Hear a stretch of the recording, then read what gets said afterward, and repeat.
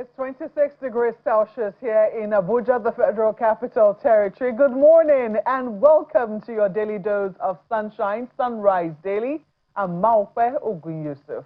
And I'm Ayo Makine. Good morning and welcome. June 11th, Thursday morning, one day shy of, you know what. And it's 27 degrees in Lagos. It's been raining here, and then the weatherman says you should expect some light thunderstorms and rains in the city. So, be prepared. Indeed, I think that it's very, very important to carry around an umbrella in this season. And speaking of preparedness, we do know that the House of Representatives has said they're going to be taking one of the most consequential votes for our Constitution today. They are going to be voting on state policing. We do know that for years now, this debate around whether or not Nigeria should have a state police has been on. And we do know that our worsening security situation continues to bring this debate to the fore. So today, the House of Representatives, Nigeria's 10th House of Representatives, will be hosting this debate, and each lawmaker will be casting their votes to say whether or not they support this. Well, in the words of Honorable Benjamin Kalu, he says that this is part of the ongoing constitution review, but that this bill has been prioritized because of worsening insecurity, including terrorism, banditry, kidnapping, and violent crime. Now, he is quite optimistic, as many Nigerians are, that the House of Representatives will vote to support this particular constitutional amendment. But we must also note that when the House is done, and perhaps the Senate as well, that it's still going to go to the Houses of Assembly, and that we must be able to get 2/3 support from all of the states of the Federation before this can become law, can become an integral part of our Constitution. But I think that there is no debate as to the fact that a lot of people believe that this is the path that we should take, that we should have a state policing system that is closer to the police, that can bring policing home and take care of ungoverned territories. That one of the reasons why we're experiencing what we're experiencing is because government at the local level is all but absent, and that security people, law enforcement agents that need to be at the grassroots level are consistently absent. And as such, we have now left our rural people at the mercy of these people who are terrorizing them. So which way the Nigerian House of Representatives, will they approve this? Will the debate be rigorous? What are the allowances that will be presented? I mean, in terms of accommodation for differences, etc. We'll wait to see how that eventually pans out. I don't know what Ayo's expectations are, but I'm now throwing the conversation to him. Ayo. Well, Maupe, thank you. The debate is not new. It's something that's been on for a very long time. The argument appears straightforward. Nigeria's centralized controlled police is overstretched, and it appears, the argument appears to be pretty much saying, let us expand things, under-resourced and often too distant from local realities to respond effectively to emerging threats. Those are the concerns that are being made. But guess what, Maupe? History beckons. Before the centralization of policing under military rule, regional governments exercised significant control over local security structures over time. While that arrangement offered proximity and local intelligence, it also raised concerns about political interference and the use of security agencies against opponents. That concern is new. Those concerns have not disappeared. They are still very much there. They remain strong among the strongest opponents, the strongest arguments against state police today.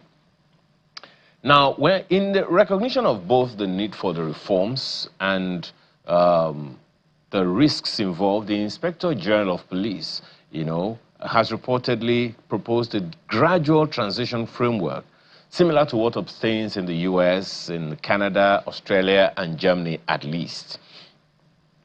The IG's proposal includes a 5-year decentralization process, the coexistence of federal and state policing formations, national standards, oversight, mechanisms, and safeguards designed to prevent abuse. On paper, that's fantastic. It goes very, very well. It doesn't stand argument in its place. The IG's proposal of a 5-year decentralization process, the coexistence of federal and state police formations, national standards, oversight mechanisms, safeguards designed to prevent abuse, sounds balanced. Balanced local effectiveness with national accountability. Sounds good.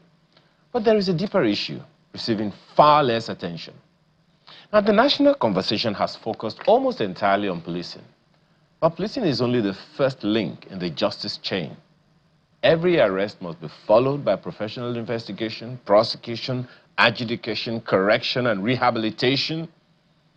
If state police becomes operational, will states also build forensic laboratories, intelligence units, and investigative capacity needed to secure convictions? Will they recruit enough prosecutors to handle increased caseloads? Are the courts prepared for the likely surge in criminal trials? And if convictions increase, who bears the cost of additional correctional facilities and rehabilitation programs? As of today, lawyers say we have something in the region of 76,000 people who are, incarcerated, who are awaiting trial mostly. So as the House of Assembly, the House of Representatives, as they seek to vote today on this particular issue, those concerns, those questions are not rhetorical. They are not secondary questions. They are central. The real challenge before Nigeria is not whether to create the police. It is whether we are prepared to build and fund a complete state-level justice architecture. Because without a strong justice chain, state police may produce more arrests, but will it necessarily guarantee more justice? That is the conversation that we must have as a people. Those are my thoughts, Mark.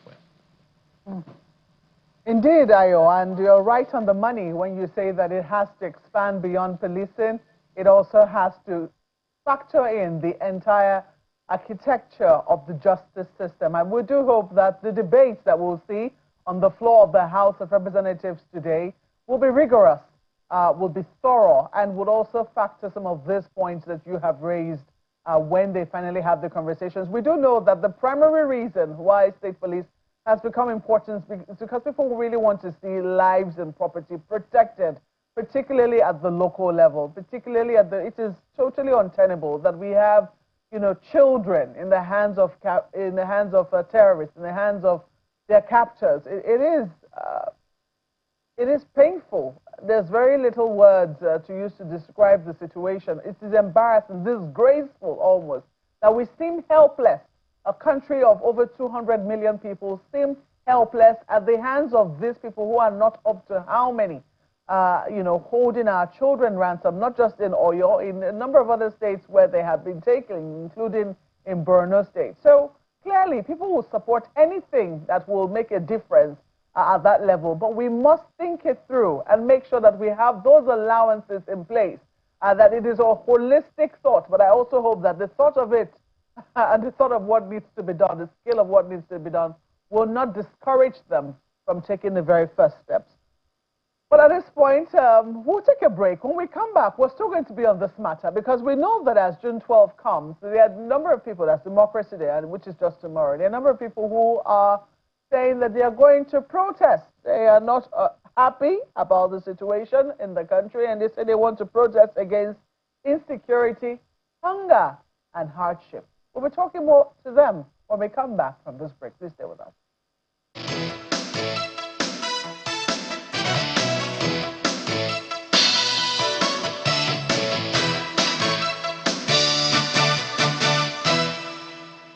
Thank you for joining us this morning. Tomorrow is June 12, a date that carries deep meanings in Nigeria's democratic journey.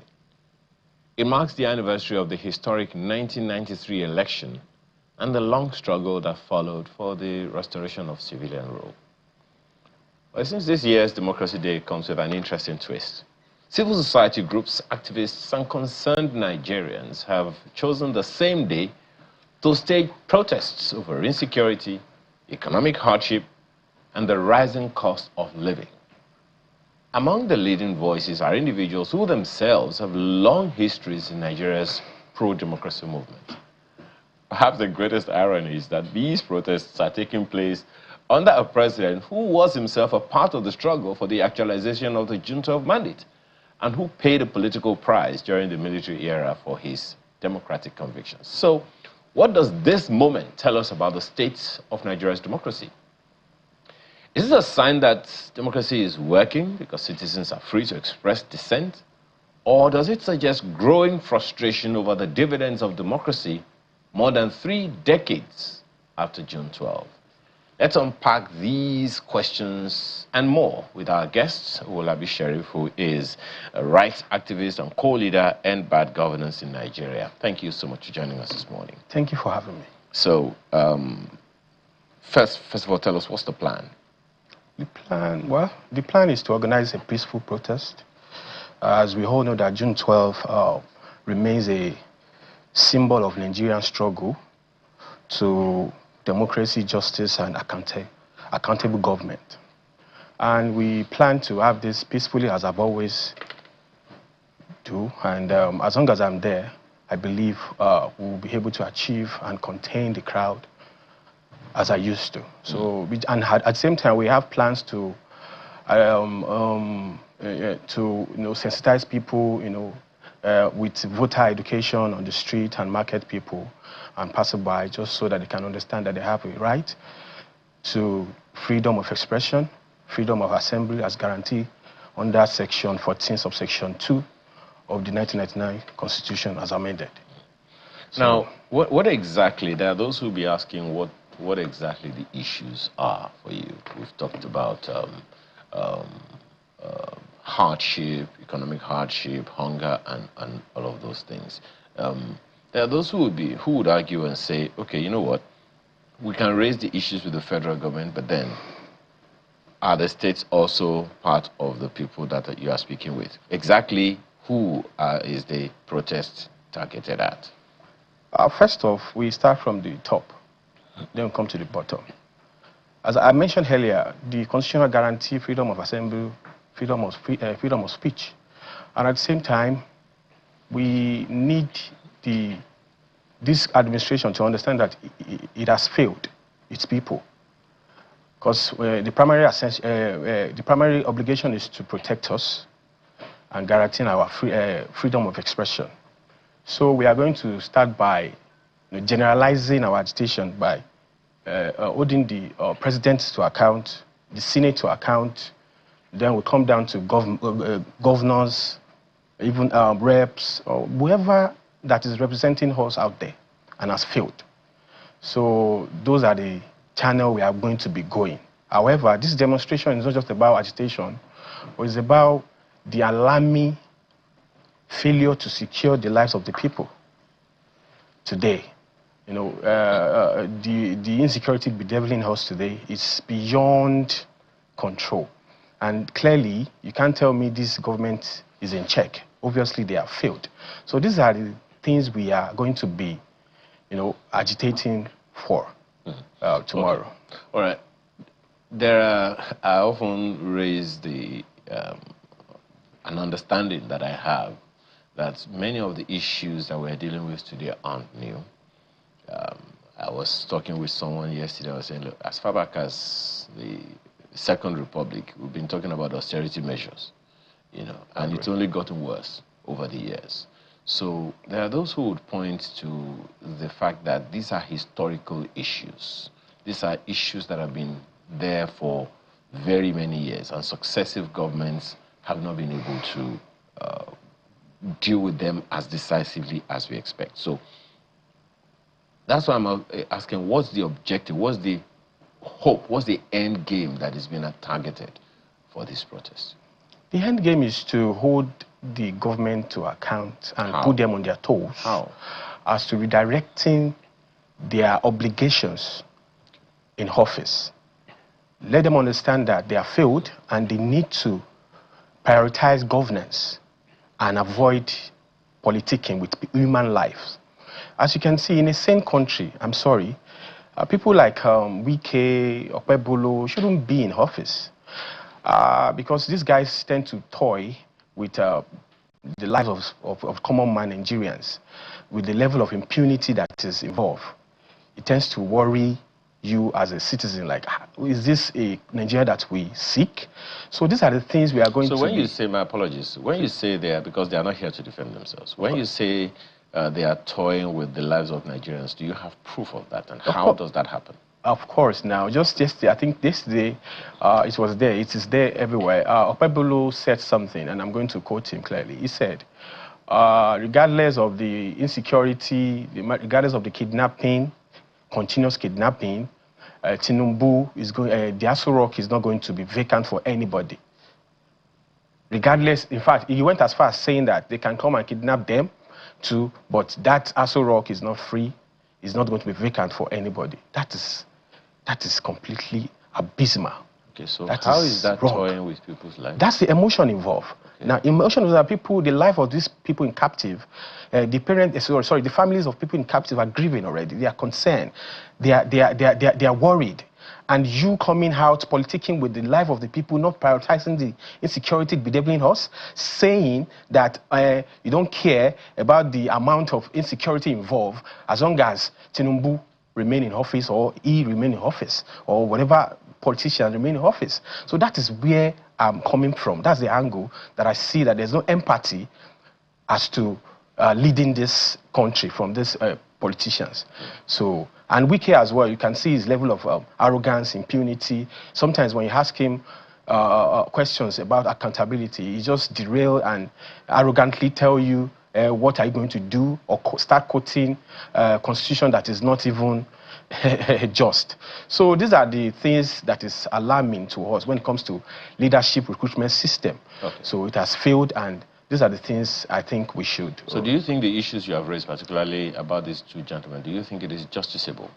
It is, because so many occasions you can see them, they will do everything. By that I mean, do you think it's something your movement can take them to court for? We can do that, we will do that. In fact, we have planned to. So this time around is a coalition of civil society. It's not just about one body this time around. Society, trade union, communities. It's a big one, I must say. Okay. Is this a national protest, or is it happening in, by that I mean, is it happening in every state of the country, or is it just a few states? It's a nationwide protest. Nationwide protest. So we have people everywhere already, ready to... All 36 states? I wouldn't say all. I wouldn't say all, but at the majority of the states will be stepping out in numbers tomorrow to demonstrate their dissatisfaction about this government. You don't have a specific number of states? I can't say clearly now, because we are still in the process. In fact, today we still have some meetings in that regard to properly, get it right across the state. But definitely it's going to be a big one. Like 20 states, 30 states? Minimum of, so far now, if I'm not mistaken, I think we have about 16 to 17 states. Okay. Well, I'm sure that Mokwe, my colleague in Abuja, has questions for you as well. Please. Go ahead, Mokwe. Ayo, I'd like to ask Comrade Sheriff, what are some of the things that you think that citizens can do? Because I know that in conversations around democracy, we have been told, yes, when the elections are approaching, we're told as members of the electorate, go get your voter's card, participate in the process. And oftentimes we think that maybe a change of government or reinstalling of the person who was there before satisfies what we need to do as citizens. But some people will say that the work actually starts when the people that are elected have been elected. And that's when citizens now need to keep them on their toes. So aside using instruments like protest, what other ways do you think that citizens can be truly active? Because largely it seems that we're just about our business as ordinary Nigerians, trying to eke a living, even though the actions being taken by our leaders affect our daily lives. And aside protests, we're left with very little instruments to show our dissatisfaction or even be a part of the process when decisions are being taken. Yeah. Okay. Well, we are going to be doing everything necessary to engage the public this time around, and we just have to do this because we don't have a choice as a concerned Nigerian, genuinely concerned Nigerians, because we can't continue to watch the country in disarray or mismanaged by thieves. Yes, I'm sorry to use that word because thieves are leading us, criminals are leading us today, and you can't expect leadership of a criminal system and to be this effective. But we should be setting something like this, obviously. So we are going to be using. Sorry to interrupt you, Mr. Sheriff. When you use words like that, we have to use them with caution. You know, anyone who is called a thief must have been proven to steal something by a court of law. Otherwise, we stand legally liable for the comments that we make. Whilst it is that we say the things that we say, I think that we can have these conversations, express our angst without using words that, you know, hold us legally liable. Consequences involved, and we understand, except we are being whitewashed, except we are whitewashing situations, because as it is today, I'm here to say the way it is, and I don't want to, you know, hold anything back. I understand that there could be a case of defamatory or whatever, but what I'm saying, the facts are out there to back it up. However, moving forward, as you've asked earlier, we can't continue to watch this government and fail us, infringe on our rights and oppress us, silence us, and we are going to use every means necessary at our disposal to sensitize the people and agitate peacefully in this regard. Yeah, I think the larger question I was asking is beyond agitations, beyond protests, what other instruments would you say are available to citizens to explore? Yes, protests are legitimate instruments, and I think they're protected by law.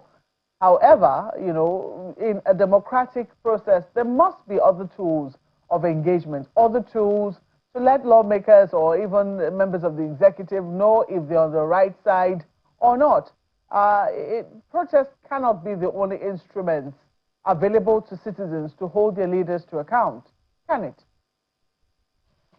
Yeah, we will be using the media. I think the media is powerful enough, either the mainstream or the other medias, to engage and agitate. Even from your office, from your comfort zone, you can participate in this ongoing protest. So I think that is the avenue and channels we can use to, you know, make this known to the public or get our demands out there. So lawfully, these are the platforms, these are the places we can use to, you know, get and vet our, you know, demands and agitations to the Nigerian people. I think you are looking at the question I'm asking based on the prism of the protest which you're holding tomorrow and based on what it is, you're planning tomorrow. But what I'm asking is a little larger than that. I'm talking about our democracy in broad general terms, you know, taking it away from just elections and taking it away from the protest which you're planning tomorrow. I'm asking, as an ordinary citizen or even as citizens, what other tools do you think are available? I mean, you talked about the media. The media does its job. I mean, we do what we can do on a daily basis, and this is why we're having this conversation with you. But we're wondering, you know, for ordinary citizens who are not in our profession, who are trying to get by, who live at the grassroots level, as somebody who is along this path, what other tools would you advise that they use, or what other tools would you say are available that can be explored to be able to hold leaders at whatever level to account? Okay, now I get it, because I'm having difficulty with the audio here. We are going to be having a voter education moment tomorrow, whereby we'll be going into the rural areas as well to sensitize the people and make them understand that they have rights to do so many things. And those are the current plan that we have. We don't want to go outside the lawful, box. So we want to do this lawfully, peacefully, and I don't think after the media and going to protest ground in person or going to courts, there should be any other way to agitate or get our demands out there. I don't think there should be. Perhaps be a bit clearer. Excuse me, you are talking mostly or largely about the protests and what's happening tomorrow. I think my colleague's question is about outside of the protest. What else are ordinary citizens supposed to do? For instance, one of the words used in your sector is advocacy, education. You mentioned education. These things, these protests, the hunger didn't start in one day, and insecurity didn't just start in one day. And they are things that are the lived realities, lived experiences of Nigerians over time. So the question that I think Mapwe is asking you is, what else can people do to ensure that we don't even get to the point of protesting, but we continue to ensure that our voices are loud and strong enough to deter all of the issues that you are now protesting? Oh, okay, now I get it, because I had difficulty with the audio. Okay, my point, yeah, okay. The point is that the people need to resist the oppressor. The question is how? The people need to resist by rejecting their stomach infrastructure idea. Rice, semo, oil, these are the things. Insecurity, they give you rice. Bad governance, they give you rice. No electricity, they give you rice. They give you semo, 1 kg or whatever it is. So these are the things we need to sensitize our people in the rural area, that you have to reject this recurring, madness. So this should be one of the mode of protests on its own. And I believe this will in fact, this will go a long way if we can achieve this from the rural and grassroots area. By rejecting them, when they come, let them understand that your vote is what matters and you are going to stand by it. You can't buy it. You can't silence us. We don't want your stomach infrastructure any longer. So it's a form of protest on this one. And these are the things we are going to be doing when it comes to voter education. Well, then I think we're going to have to make a lot of noise on that, because it will be difficult to stop anyone in the rural areas who are facing clear hardship, to say no to something that they think can solve their problem today, and they will face tomorrow's problem tomorrow. Now, so in that same breath, still aping from the earlier question I asked you, is the fact that many people don't even know who their councillors are.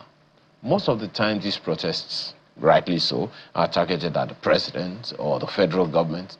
But then the councillors collect money from the local government administrations. The local government chairmen also collect money. The House of Representatives members, they collect money from government as well. The state governors, commissioners, heads of agencies at the federal and state levels, they have responsibilities, and that they collect money as well. So is there any plan to educate people about those as well, so that the engagement doesn't start in Abuja, it starts right there in their localities? Yes, exactly, on point. And this is the problem. Ideally, if our institutions are working, we shouldn't be the one to sensitize people in this regard. The National Orientation Agency is there. That's their job, to orientate people, bring this awareness to the Nigerian people, and they are paid for it.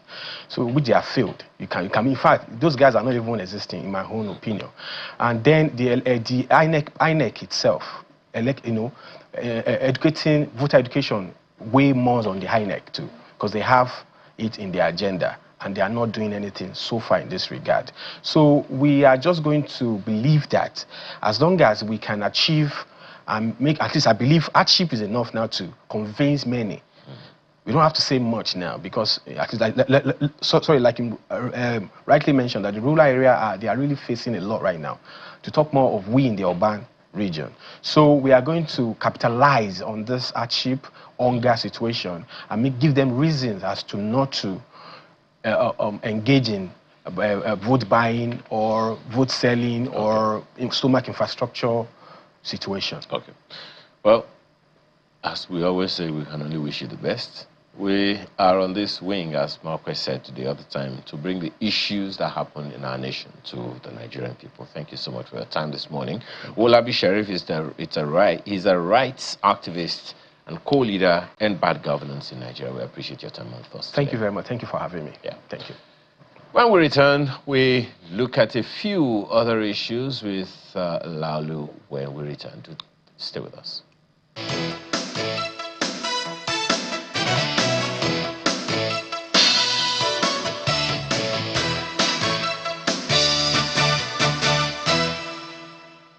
Indeed, Mr. Laulu Akonde joins us now. He's the host of Channel Television's Inside Sources and also a former presidential aide. Good morning, and it's good to see you this morning. Always good to see you, and I like your green, white, green yes. We have to always pledge our allegiance to the country because we believe in it. Yes, we want it to work.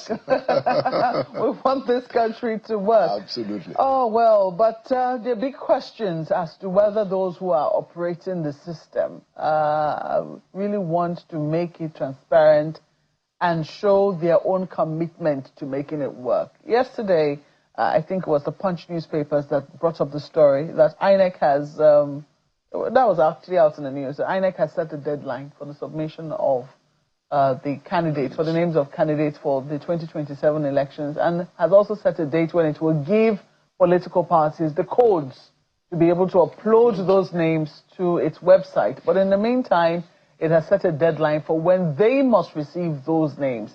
And as we speak, a number of political parties are yet to publish the names of the candidates who won the primaries that they contested as they were. It seems that, as Nigerians will say, their levers have failed them to publish this list. It's only God that knows what they are afraid of, but clearly, all is not well with the internal democratic process within the political parties, and yet, here we are, going to celebrate Democracy Day tomorrow. Tomorrow. I mean, look at that. I mean, thank God for some few instances where we can point to regarding these general primaries all across the country, where we can say, okay, you know, something reasonable is happening there, such as the Lagos gubernatorial. And there may be few other instances. Otherwise, this primaries season has been very, very underwhelming. You know, and I think those who argue that we hadn't gotten this low, I think they have a point. You know, because like you said, there's no transparency. You know, I have a personal friend, you know, whose name I'm not going to mention, so that they don't go after him, who actually ran in the primaries. And said to me that there are no results. And this was like, you know, 3 weeks ago. They're still waiting. There are all kinds of rumors. The national, the National Working Committee of his party says that we're going to release the results, you know, centrally. And then they hear that, oh, well, there's this party leader, there's this person in office that is trying to be the one to determine. You know, so what I see is that party democracy, as it ought to be, has been failing us more and more since 1999. This Fourth Republic has just been, to a large extent, a colossal failure when it comes to internal party democracy. There are exceptions, like I said, you know, for which we are glad, but by and large, we have not conducted party primaries the way, internal democracy of the parties. I mean, look at what is happening. So we know about APC, you know, we know about PDP, you know, but look at what is happening even in the new ones. ADC, look at what is happening in ADC. Look at what is happening in NDC. You know, I mean, it's the one that breaks the heart of a lot of people who see NDC as a new platform. Well, we understand your party leadership will be speaking with media executives today. They're going to be having a conversation with them. That's NDC? The NDC, yes. It'll be interesting to know what exactly the conversations will be about. But just recall that on this program, chieftain of the ADC, had, used very uncomplimentary words about the presidential aspirant of the NDC. And right now, Mr. Peter Obi, who is the presidential candidate, beg your pardon, is, threatening a legal lawsuit if that hasn't already taken place. And then they also have a number of people who are also threatening the, the license, the legal license of Mr. Kenneth Okonkwo, who made those allegations against NDC in terms of how their own primaries were conducted. But this is where we still are. I'm just going to highlight what the blueprint was saying this morning. Senators hypertensive over delayed results of APC primaries. This is attributed to the Senate president. This is just how bad things are. Even within the political parties, people are unsure of what it is. But then, when you talk about hypertension, there'll be other questions as to, is this really about service? If we're not going to, if the people do not want you, or if this is really about service, some people say, well, then leave it alone. If your party is not sure what it wants to do, maybe you should just leave them alone if they're not ready for your service as you want to offer it. But then this is what it is. I'm just a little curious, though. Whilst we're looking at that, and while we've seen the National Assembly in general return with some amount of fire in their belly, it's unclear whether it is this situation within their political parties I like the fire in their belly. that has ignited this fire. But we've seen them come back with a bit of, I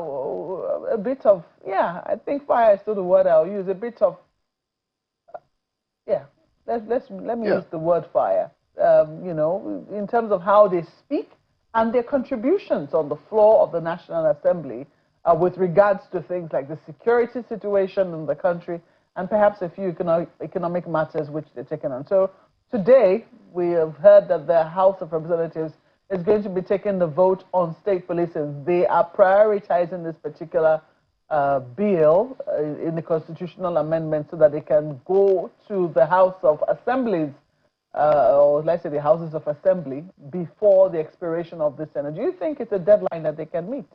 Well, two ways that I want to look at that.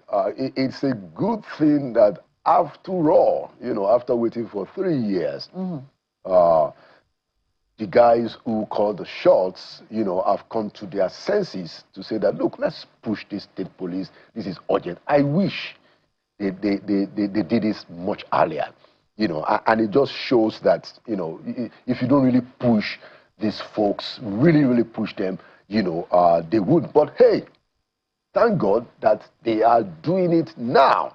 And I think they don't have a constraint with the deadline if they really, and it seems they want to get it done. Look, we know what the issues are. Sorting out the technicalities is not supposed to be something that is rocket science. Don't forget that as way back as the first term of the APC since 2015, they had a restructuring committee led by El Rufai that had a report. So it's not as if the party itself, the ruling party, doesn't know what to do. So I think they can make the deadline. I hope that the governors, I think they will need about 24, if I'm right, the state assemblies, I hope they line up quickly. It's important to decentralize the Nigerian police force, especially with what we have seen. And I hope that this is something that can be accomplished in very good time. Do you think it's something we should do in a hurry, though? Because, this morning while myself and Ayo were having a conversation, you raised a number of important points, which is the fact that, yes, policing is important, and to decentralize it is an important first step.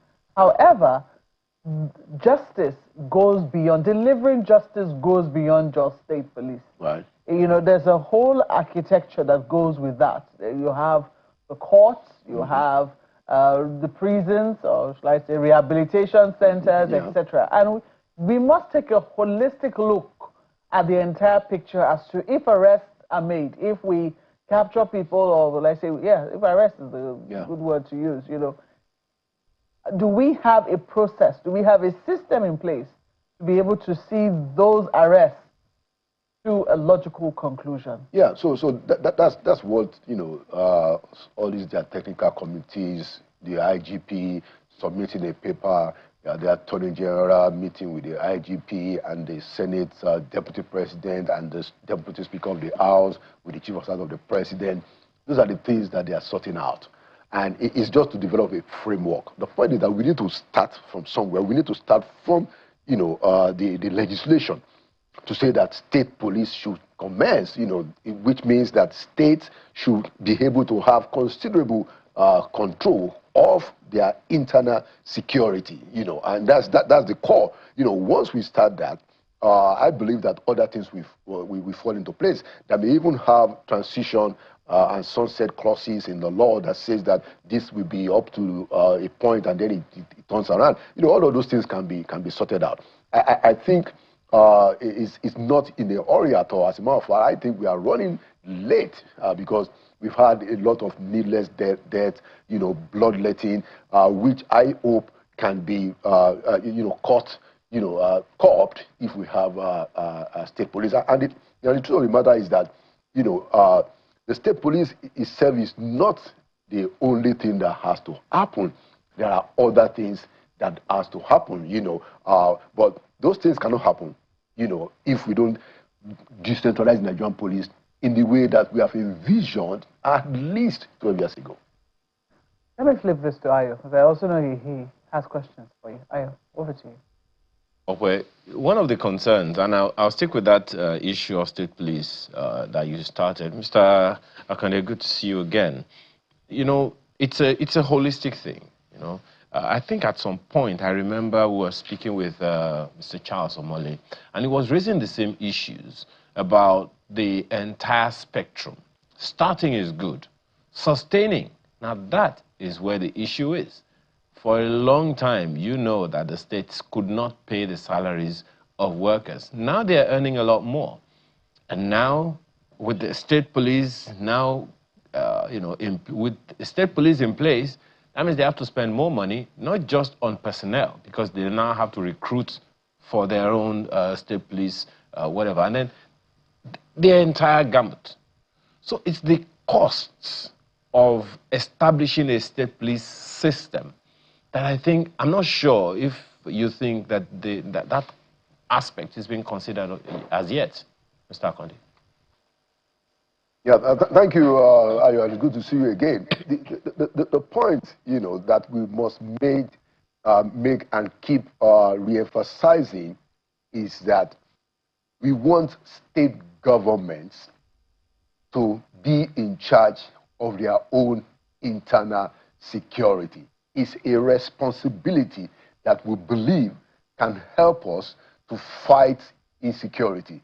Namely, that we don't want a state in, let's say, Ekiti, having to depend on one guy who is called the Inspector General of Police in Abuja before they can get matters sorted out.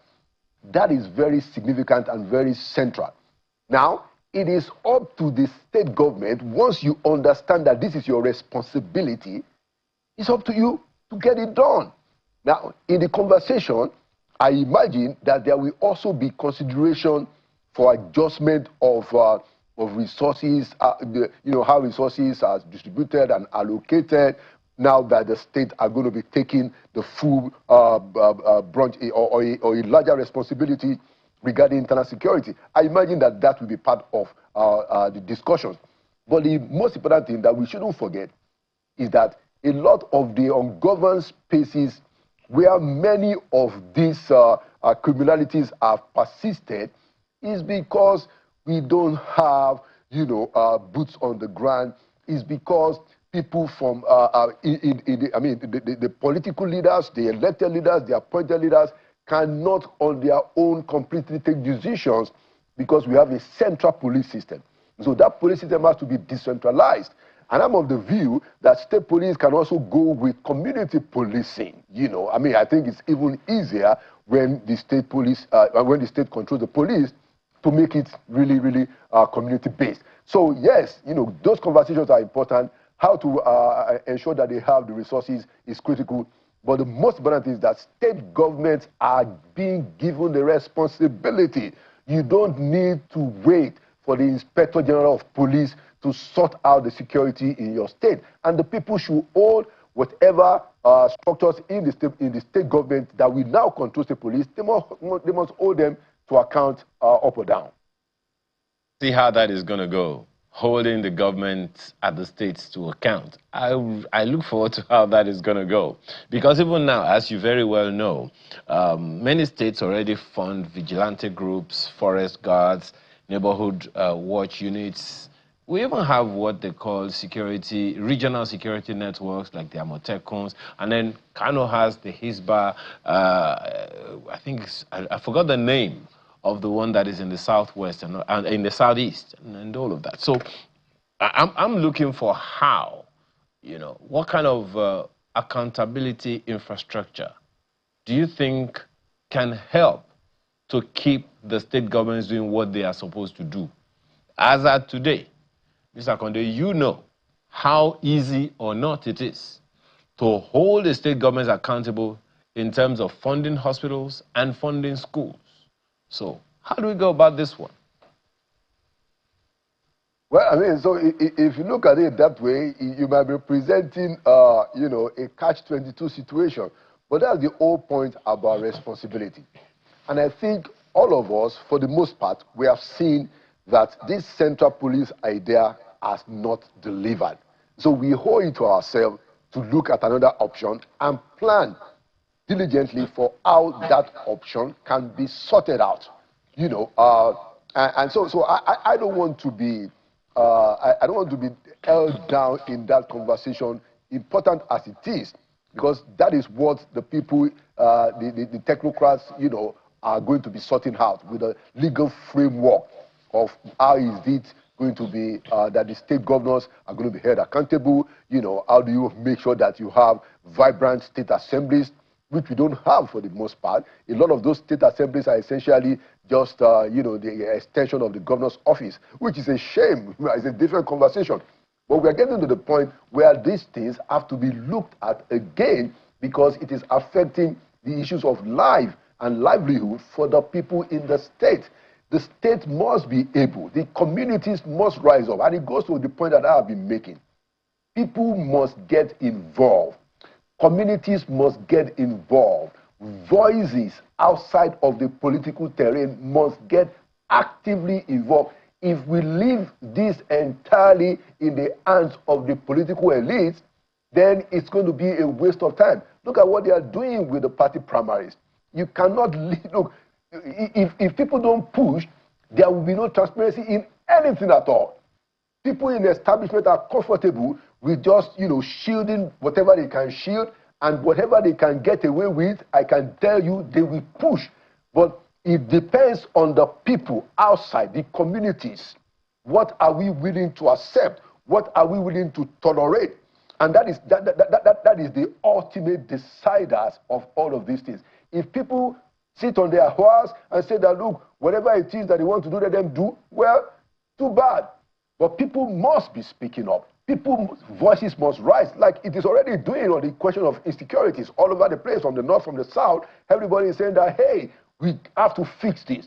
So that is the kind of tone and momentum that must be maintained as we yield control of control of police to state government. People must be actively involved outside of the political terrain. While we encourage people to be involved, when I think about the systems that are actually available, what is available within even our rural system, outside of the media space, a lot of people there's been a deliberate, intention to disenfranchise the people at all levels. It would seem that, to decentralize, not just to decentralize, but to individualize this issue of community. We don't have communities anymore where people come together. Maybe we still have, but their influence, they feel really powerless when it comes to having an influence on their political leaders or even within the political space. It would seem when people talk about how poverty has been weaponized, people are so you know, helpless in the economic areas of their lives, that it seems that that helplessness has now translated to a giving up of their own agency to be able to make a difference in terms of what they really desire within the political space. I don't know if it's something you agree with, but this is something that I seem to be observing, and I'm wondering how it is that people can actually gain back their agency, especially within our current economic climate. Yeah, so thank you so much, Margaret, for that question. That's why we're saying that, look, voices must be heard. People must raise their voices. You cannot allow yourself to be thoroughly and completely walloped in the affairs of your own future and your fate, you know, to the extent that it is happening. You cannot have a situation where poverty has been so weaponized that even the victims of poverty are the ones that are, you know, giving a lifeline for the perpetuation of their victimization. People must rise up. Christian leaders, Muslim leaders, leaders of thought, you know, youth, we must rise up. And I can say to you, Margaret, that if we keep our voices loud enough, this thing is not supposed to be a death sentence at all. And I have a feeling that the way the 2027 election is shaping out, we are going to have quite a bit of a rumble. You know why? Because the situation that the country is in today, when you compare it to what happened in 2014, you know, when the APC rolled, you know, on that fervor to demand for change, today's situation is worse than what we were in 2014. So even some of the politicians are going to get a bit of a shock. There is the potential that some of the politicians will get a bit of a shock, you know, because when you push and push and push, it gets to a point that you can no longer push. And I think the way this 2027 general elections, and I'm not talking of just the whether in the state or in the federal, but altogether, you're going to see some kind of pushback from the Nigerian people. I mean, I can see it already. Look, even in the behavior of the politicians themselves, you can see that, you know, so yes, you are seeing a lot of repression in the party primaries, but you can see how people are also trying to open new spaces for themselves. That if this is not working, I'll go here. I've learned from what happened the last time. You know, so it's the same way that the people, the electorate themselves, are feeling in terms of, look, we need to make our voices count. And it's a contest. It's a contest between those who want to keep doing it the way it is and those who think there should be a difference wherever it is. So I'm looking forward to a very exciting general election next year. And we will keep our voices loud, you know, Markwe. Will we? Well, on that note of hope and optimism, we'll have to tell you thank you for coming on the program this morning. There was one more issue which we had hoped to take, which was this statement by our northern leaders led by A.B. Mahmoud and former INEC chairman, Professor Jaga, but we didn't get to it. But hopefully another time we will. Thank you so much for coming on the program. Mr. Laulu Akonde is the host of Channels Television's Inside Sources and also former presidential aide. Well, that's where we wrap up Thursday's edition of Sunrise Daily. Thank you so much for being a part of it. I'm Maupe Owini.